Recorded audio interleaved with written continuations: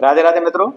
मैं शर्मा सुनील ओम श्री हरि एस्ट्रोड आपका स्वागत करता हूं। मित्रों, ओम श्री हरि एस्ट्रोड के माध्यम से आज हम लेकर आए हैं आपके समक्ष महाजून 2025 का प्रोडक्शन मेष लगन वालों के लिए कि महाजून 2025 का जो ग्रहों का ट्रांजिट है वो कैसे रहने वाला है। इस टॉपिक पर आज हम बात करेंगे।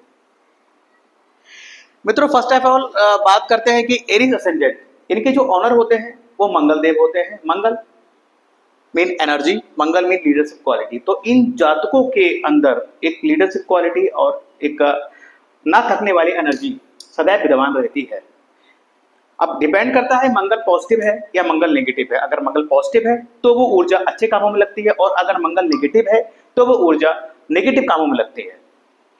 अच्छी एक शख्सियत होती है, किसी से मतलब एक लीडर क्वालिटी होती है, बेहिचक कहीं भी अपनी बात को रख देना, इस तरह की पर्सनालिटी होती है। ओवरऑल एक अच्छे पर्सन होते हैं। बात करते हैं जून 2025 के ट्रांजिट की। तो मित्रों, बात करें लग्नेश की, लगन के स्वामी, जो इनके लगन के स्वामी मंगल हैं, मार्स हैं, वो 4th हाउस में है। 4th हाउस कर्क राशि में नीच के होते हैं, तो यहाँ पर वो नीच के हैं, और यहाँ पर ये महीने के शुरू में यानी कि 6 जून तक यहाँ ये विराजमान रहने वाले हैं। अगर बात करें इस 6 जून तक के पीरियड की, तो मित्रों मंगल जो कि आपके फर्स्ट और यानी कि लग्नेश और अष्टमेश होकर आपके 4th हाउस में बैठे हैं, जो कि आपके लिए ये अच्छे प्लेनेट है। तो यहाँ पर और मित्र राशि में बैठे हैं, और किसी शुभ तथा अशुभ ग्रह का कोई प्रभाव इन पर नहीं पड़ रहा है। तो यहाँ पर हम ये तो नहीं कह सकते 100% कि ये अच्छे आपको फल देंगे, लेकिन हाँ ये जरूर कह सकते हैं कि नकारात्मक फल भी वो नहीं देंगे। यहाँ मंगल की अगर बात करें तो देखिए ये आपके 7th हाउस को देख रहे हैं, तो कहीं ना कहीं पति पत्नी के बीच में वैचारिक मतभेद ये करा सकते हैं। इसके साथ ही ये आपके 10वें भाव को देख रहे हैं अपने 7वीं दृष्टि से, तो कहीं ना कहीं बॉस के साथ कुछ ना कुछ प्रतिकूल वैचारिक मतभेद, इस तरह की चीजें रह सकती हैं। बात करें आपके 11th हाउस के, तो ये 8वीं दृष्टि से आपके 11th हाउस को देख रहे हैं, तो आपको अपने स्वास्थ्य के प्रति चिंता करने के लिए भी थोड़ा सा अलर्ट रहना होगा। लेकिन जैसे ही ये आपके 7 तारीख आएगी, यानी कि 7 जून, ये अपना राशि परिवर्तन करेंगे और इस सिंह राशि में आ जाएंगे। वहां पर ये नीच के नहीं रहेंगे, हालांकि वो भी मित्र की राशि और त्रिकोण में रहेंगे, अच्छे रिजल्ट देंगे। इसके अलावा हम बात करते हैं, देखिए शुक्र की, यानी कि द्वितीय और सप्तमेश होकर, यानी कि 2nd और 7th लॉर्ड होकर, मार्केश होकर शुक्र यानी कि वीनस आपके लगन में बैठे हैं। मार्केश का लगन में बैठना और फिर अपने घर को देखना, कहीं ना कहीं पति पत्नी के मध्य थोड़ा बहुत क्या बोलते हैं वैचारिक मतभेद दे सकते हैं, लेकिन यहाँ पर इतना ज्यादा इशू इसलिए नहीं होगा क्योंकि शुक्र अपने घर को देख रहे हैं, तो छोटी मोटी बातें होंगी, आप उसको संभाल लेंगे। अब देखिए शुक्र जो है यहाँ पर पाप कर्तरी प्रभाव में भी है। 12th हाउस में शनि बैठे हैं और 2nd हाउस में सूर्य बैठे हैं। हालांकि शनि मार्गी अगर होते तो ये अच्छे रिजल्ट आपको देने में सक्षम नहीं होते, लेकिन ओवरऑल अगर कहा जाए तो चिंता का विषय यहाँ पर शुक्र से नहीं है। लेकिन एक बात और कहते हैं हम कि शुक्र का लगन में बैठना, देखिए 7th लॉर्ड का 1st हाउस में बैठना, यानी कि आपके स्पाउस का आपके सर पे बैठना कह लीजिए, या अगर हम कहें तो कहीं ना कहीं आपका सारा ध्यान अपने स्पाउस पर केंद्रित रहेगा। शुक्र क्या है? शुक्र एक रोमांटिक फ्लो वाला ग्रह भी है, तो ये अगर कहा जाए, और यहाँ पर लंबे जाने वाले हैं लगभग ये मैं शुक्र की बात करता हूँ तो ये मेष राशि में 28 जून तक यहाँ रहने वाले हैं, यानी कि ये पूरा ओवरऑल महीना जून का आपका लगभग पूरा महीना एक रोमांटिक महीना रहेगा। अगर आप मैरिड कपल हैं तो बहुत अच्छा रहेगा आपके लिए, दोनों लोगों में ट्यूनिंग बहुत अच्छी रहेगी, घूमने फिरने जा सकते हैं। इसके अलावा बात करें जिन लोगों के विवाह नहीं हो रहे थे, तो ये उचित समय है विवाह के लिए। साथ ही विकल योग भी शुक्र लगन में बनाते हैं। इसके अलावा बात करते हैं, देखिए आपके 2nd हाउस में देखिए सूर्य और बुध देव विराजमान है। सूर्य देखिए आपके 5म भाव के स्वामी होकर 2nd हाउस में आए हैं, तो 5म भाव प्रेम का भाव, जनता का भाव, तो कहीं ना कहीं पब्लिक सपोर्ट आपको मिलेगा, कहीं ना कहीं पब्लिक सपोर्ट के थ्रू आपको धन की प्राप्ति हो सकती है। आप एक अच्छे स्टूडेंट हैं, कोई स्कॉलरशिप वगैरह प्राप्त हो सकती है, इस तरह की चीजें रह सकती हैं। साथ ही आपके परिवार में अगर कोई प्रयास रहता है कि सरकारी उपक्रम में जाने के लिए या कुछ ऐसा काम कराने के लिए या नौकरी के लिए, तो वो भी होता हुआ यहाँ दिख रहा है। ओवरऑल कहा जाए कि जो सूर्य का जो गोचर है वृषभ राशि में, वो आपका 14 जून तक यहाँ रहने वाले हैं। तो 14 जून तक जो है आपको जनता से सपोर्ट मिलेगा। आपको आपके परिवार में कोई ना कोई सरकारी उपक्रम से जुड़ेगा, धन की प्राप्ति करेगा। आप अगर अच्छे स्टूडेंट हैं तो कोई सरकार की तरफ से आपको स्कॉलरशिप वगैरह प्राप्त हो सकती है।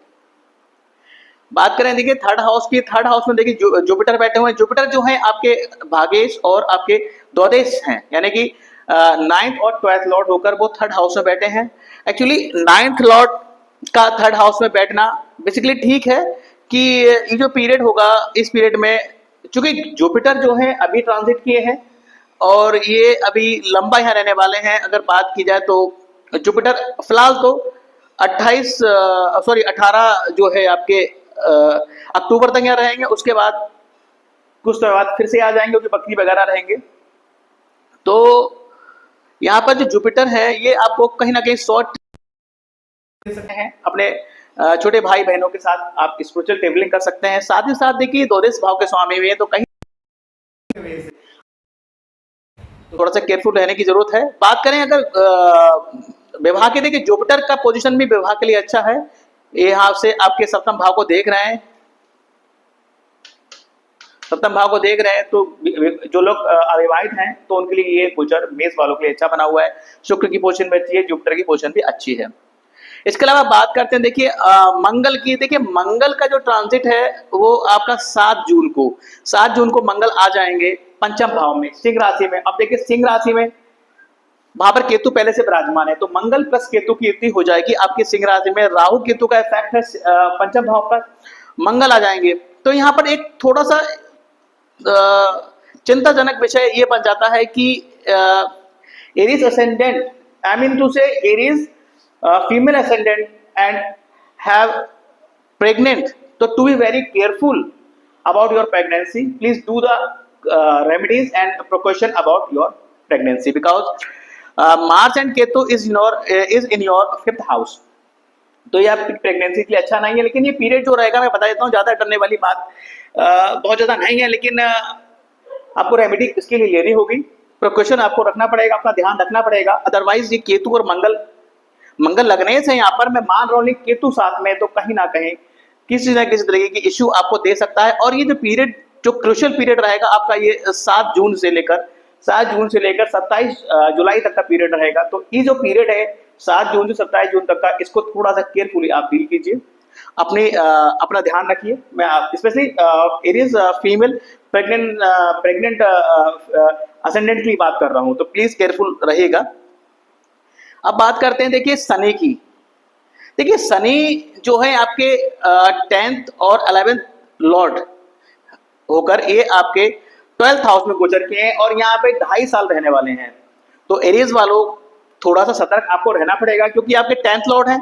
10th लॉर्ड, जहां भी 10th लॉर्ड एरीज सैटर्न है, जहां भी 10th भाव में शनि की राशि पड़ी है, उनको सदैव ही गरीब पीपल की सदैव मदद करनी चाहिए, उनकी हेल्प करनी चाहिए। और यहाँ पर तो जो पोजीशन बनी हुई है वो 10th लॉर्ड 12th हाउस में आया है। अगर आपका वर्क का शनि अच्छा नहीं है तो कहीं ना कहीं ये परेशानी का विषय है। काम धंधे में परेशानियां, नुकसान, कोर्ट कचहरी केसेस, इस तरह की चीजें हो सकती हैं। इसके अलावा अगर आपका बर्थ चार्ट में शनि अच्छा भी है, फिर भी आपको कुछ ना कुछ प्रिकॉशन या रेमेडी जरूर लेनी पड़ेगी। ऑफिस जब भी जाएं, आप गरीब को खाना खिलाते हुए जाएं, रास्ते में कोई गरीब मिल गया उसको आप खाना खिलाएं, साथ ही किसी जरूरतमंद की मदद करें। इसके अलावा देखिए अब ये 11th लॉर्ड भी सैटर्न है, वो भी आपके 12th हाउस में बैठा हुआ है, यानी कि लाभ का बहुत बड़ा भाग व्यय होने वाला है। अब वो किस तरीके से व्यय हो सकता है? कोर्ट कचहरी के कामों में व्यय हो सकता है, वो दवादारी में व्यय हो सकता है, आई मीन उस दवा में चिकित्सा व्यय में जो है वो हो सकता है। इस तरह की चीजें रह सकती हैं। लेकिन साथ ही अगर सैटर्न आपको अच्छा रिजल्ट दे रहा है तो एक पॉसिबिलिटी ये भी बनती है कि किसी ना किसी तरीके से आप विदेश से घर से मतलब विदेश कोई अपॉर्चुनिटी मिले आपको और वहां सेटल हो जाए, इस तरह की चीजें भी हैं। घर से दूर जाने का योग भी यहाँ पर बना रहा है सैटर्न। देखिए सैटर्न अब 2nd हाउस को देख रहा है अपनी 3री दृष्टि से, तो कहीं ना कहीं घर स्थान परिवर्तन का योग भी यहाँ पर सैटर्न बना रहा है। तो जो लोग नौकरी में है या फिर जो लोग सोच रहे हैं स्थान परिवर्तन करने की, तो वो होता हुआ यहाँ पर दिख रहा है और सडन ये करके रहेगा। इसके अलावा बात करते हैं 11th हाउस में, देखिए राहु देव विराजमान है। देखिए राहु का 11th जो पोजीशन है वो अच्छी मानी गई है, उपचय भाव है, राहु है, अपेक्षाएं बढ़ाएगा, लाभ बढ़ाएगा, लेकिन दोस्तों सावधान रहने की आवश्यकता है, धोखा भी दिलवाएगा। और यहाँ का जो राहु है 5th हाउस का, देखिए ये आपके पंचम भाव कनेक्ट कर रहा है और आपके जो है 7th हाउस कनेक्ट कर रहा है, तो कहीं ना कहीं कोई प्रेम संबंध, इस तरीके की प्रेम प्रसंग, अफेयर्स भी आपको देगा। साथ ही केतु देखिए पंचम भाव में बैठा हुआ है, और केतु क्या होता है, केतु सीक्रेट होता है, और इसका कहीं ना कहीं पंचम भाव में बैठना और राहु से कनेक्ट होता ही है, तो कहीं ना कहीं ये इस पीरियड में जो ये 1.5 साल तक यहाँ रहने वाले हैं, तब कहीं ना कहीं कोई गुप्त प्रेम संबंध हो सकता है, बन सकता है, या पहले से चल रहा है तो वो सामने आ सकता है। इस तरीके की चीजें यहाँ रह सकती हैं। तो मित्रों अब इसके बाद देखिए बात करें जो सूर्य जो है स्थान चेंज करेंगे। देखिए सूर्य देव जो है 15 जून को 3rd हाउस में आ जाएंगे। जैसे ही सूर्य 3rd हाउस में आ जाएंगे, पंचम भाव का स्वामी जब 3rd हाउस में आएगा, तो कहीं ना कहीं कह लीजिए कि कुछ ना कुछ जिम्मेदारियां अपने शिवलिंग छोटे भाई बहनों की आप पर आएगी और उसमें धन का व्यय होगा। इसके अलावा और बुध की बात करते हैं। देखिए बुध देव जो है 5 जून तक तो आपके जो है वृषभ राशि में है, उसके बाद 6 जून से 21 जून तक ये 3rd हाउस में आ जाएंगे, अपनी ही राशि में आ जाएंगे। अच्छा है। और ये आपके तृतीयेश और षष्ठेश है, वो षष्ठेश भी है साथ में, तो कहीं ना कहीं देखिए शत्रुओं से अलर्ट रहने की जरूरत रहेगी। आपके निर्णय इतने बोल्ड, इतने अच्छे नहीं होंगे और शत्रु आप पे हावी रह सकते हैं। इस तरह की चीजें रह सकती हैं, थोड़ा सा केयरफुल रहने की आवश्यकता है। अब देखिए बात करते हैं कि इस महीने जो है संकष्टी चतुर्थी की बात करते हैं। देखिए 14 जून को चतुर्थी 2 पड़ती हैं जो गणेश जी की होती हैं, गणेश चतुर्थियां, एक संकष्टी चतुर्थी, एक विनायक चतुर्थी।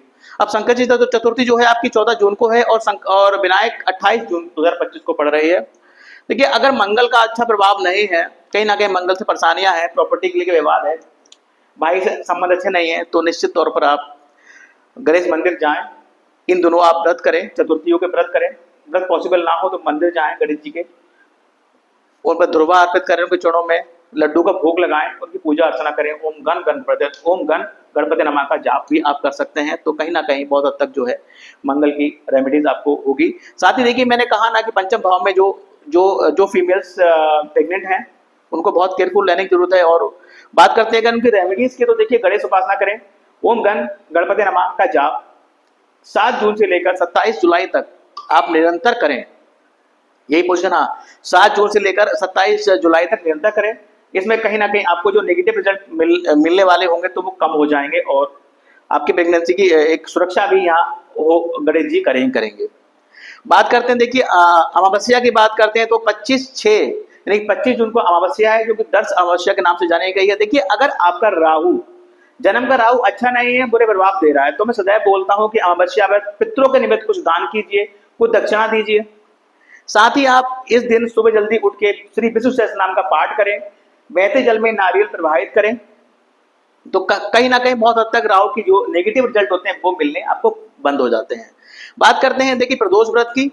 2 प्रदोष पर, जैसे संकष्टी चतुर्थी पर चतुर्थी 2 होती है, सॉरी गणेश चतुर्थी 2 होती है, वैसे ही आपके प्रदोष व्रत भी 2 होते हैं, एक रवि और एक सोम।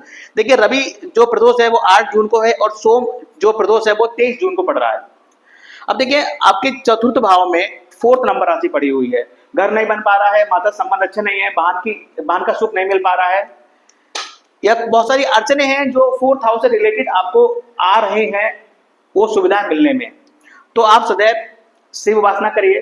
प्रदोष जो महीने में 2 पड़ते हैं उनके व्रत रखिए, शिवालय जाइए, शिव जी पर जो है रुद्राभिषेक करें, जलाभिषेक करें, तथा शक्ति जो है आप वहां बैठे पुजारियों को दान करें और शिव जी से उपासना करें। अगर हो सके तो कम से कम शिव पंचाक्षर मंत्र का 1 माला ओम नमः शिवाय का जाप अवश्य करें, ताकि 4th हाउस से रिलेटेड जो भी नेगेटिविटी, जो भी परेशानियां आपको आ रही हैं उसमें आपको राहत मिले।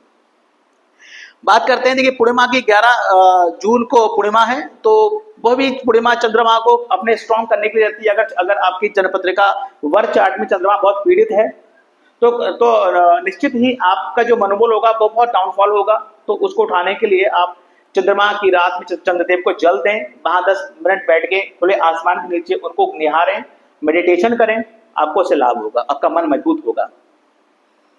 अब इस महीने बात करते हैं गज केसरी योग की। देखिए गज केसरी योग इस महीने 4, 12, 19 और 25 जून, यानी कि 4, 12, 19 और 25 जून को जो है गज केसरी योग लग रहा है।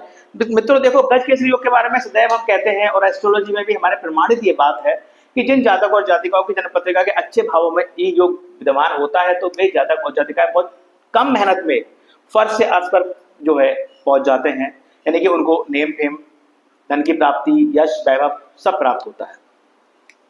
इसके अलावा देखिए अगर कोई बात करते हैं, देखिए यहाँ पर कुछ मैंने डेट लिख रखी है। देखिए हेल्थ इशू 4 और 5 जून जो पीरियड रहेगा, इसमें कहीं ना कहीं आपका हेल्थ में डाउनफॉल रहेगा। स्ट्रेस की बात करें तो 4, 5, 9, 10, 18 और 19 जून, ये 5 जो तिथियां हैं, ये जो 6 तिथियां हैं, 4, 5, 9, 10, 18 और 19 जून, इन तिथियों में आपको स्ट्रेस अधिक रहेगा बाकी दिनों की अपेक्षा। एक्सपेंसिव टाइम बात करें तो 18 और 19 जून 2 दिन बहुत ज्यादा एक्सपेंसिव रहेंगे। तो इन 2 दिनों में जो है अगर खर्चे से रिलेटेड कोई माइंड मेकअप हो रहा है तो बहुत सोच समझ के खर्च करें, अदरवाइज खर्च होगा और बाद में महसूस होगा यार बेकार ही सब ले लिया, फालतू पैसा खर्च हो गया। इस तरह की चीजें आपको जो है फेस करनी पड़ सकती हैं।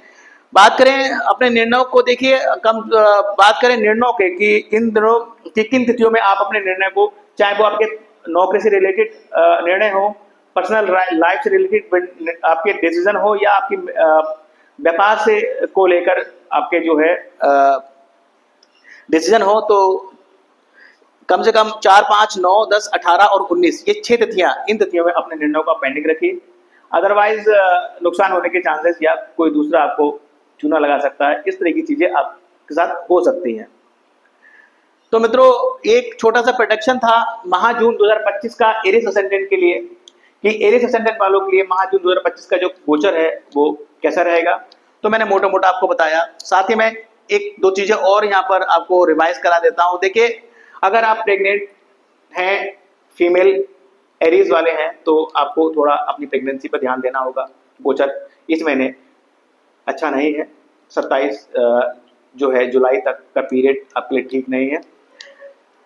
जो लोग नौकरी में हैं या फिर कहीं बाहर जाने की सोच रहे हैं तो स्थान परिवर्तन का योग आपकी जन्मपत्रिका में बना हुआ है।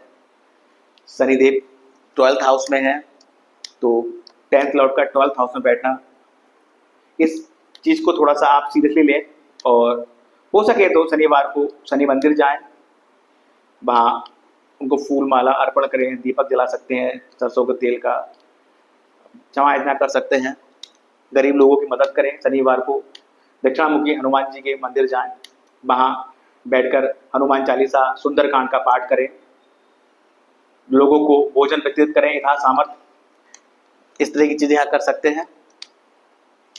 इसके अलावा देखिए बात करें एरिस असेंडेंट वालों के लिए, यानी कि मेष लग्न के लोगों के लिए पुखराज टोपाज पहनना बहुत जो है क्रूशियल रहता है, अच्छा रहता है, क्योंकि वो भाग को बढ़ाता है, संतान को उन्नति देता है।